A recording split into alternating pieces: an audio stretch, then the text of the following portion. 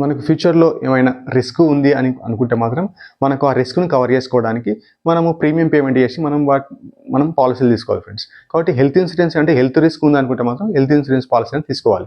అలా health insurance policy తీసుకున్నప్పుడు అసలు పాలసీ ప్రొవైడర్ మనకు హెల్త్ ఇన్సూరెన్స్ కంపెనీ ఎలా సెలెక్ట్ చేసుకోవాలి, అందులో 3 క్రైటీరియా ఉన్నాయి ఫ్రెండ్స్. ఆ 3 క్రైటీరియా ఫిట్ అయితే మాత్రం మనం ఆ హెల్త్ ఇన్సూరెన్స్ కంపెనీ నుంచి మనం హెల్త్ ఇన్సూరెన్స్ పాలసీ తీసుకొని మనం ప్రీమియం పేమెంట్ చేయొచ్చు.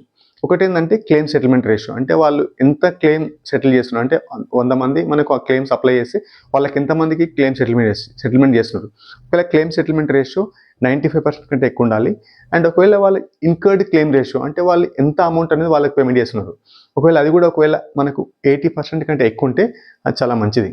అండ్ రైడర్స్, అంటే మనకు పాలసీ రన్ అవుతుంది తర్వాత మనం ఒకవేళ ఏమైనా ఎక్స్ట్రా యాడ్ చేసుకోవాలంటే క్రిటికల్ ఇల్నెస్ కానీ, లేకుంటే లేడీస్ అయితే వాళ్ళకు ఆరోగ్య సమస్యల గురించి, అంటే ప్రెగ్నెన్సీ అని అలాంటివి వచ్చినప్పుడు ఏమైనా క్రిటికల్గా ప్రాబ్లం ఉందా, అలాంటి కోసం కూడా మనం రైడర్స్ యాడ్ చేసుకుని వీలు ఉండాలి ఫ్రెండ్స్.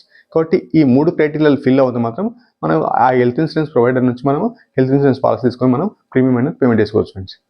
అలా చేయడం వల్ల మనకు ఏంటంటే ఫ్యూచర్లో ఏమైనా ప్రాబ్లం ఇట్లయితే మాత్రం మనకు హెల్త్ ఇన్సూరెన్స్ పాలసీ తీసుకోవడం వల్ల మనకు ఎటువంటి ఫైనాన్షియల్ రిస్క్ ఎక్కువ కాకుండా మనం ప్రీమియం పేమెంట్ చేసుకుని వాటిని రిస్క్ కవర్ చేసుకోవచ్చు ఫ్రెండ్స్.